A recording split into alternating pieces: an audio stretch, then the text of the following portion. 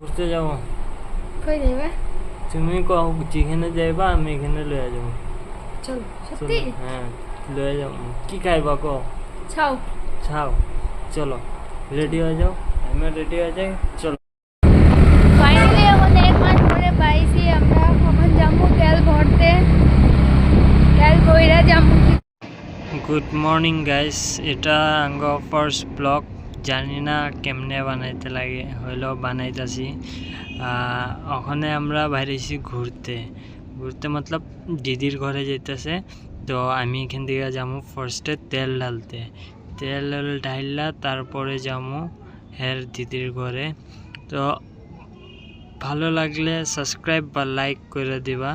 আমরা ওখানে পৌঁছে গেছি জিও পেট্রোল পাম্পে। তো ওখানে তেল ঢালুম, তেল ঢাইলা পরে বাইরমু।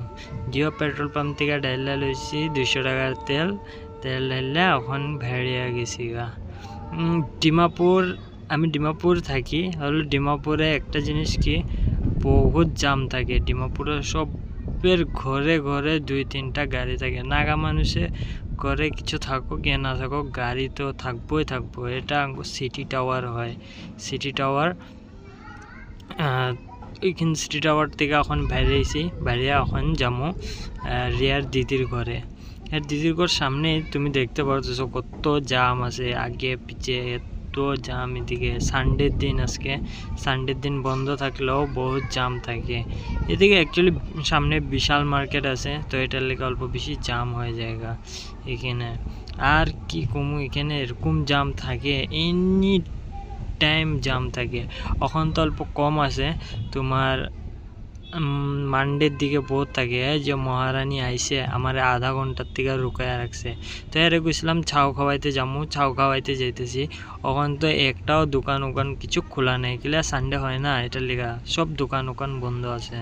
তখন দেখি কোনোখানে পাই নাকি, কোনোখানে যদি পাই দোকান চোকান, তাহলে ওইদিকে যাবো। আমার তো লাগে এখন কোনো খোলা থাকবো না।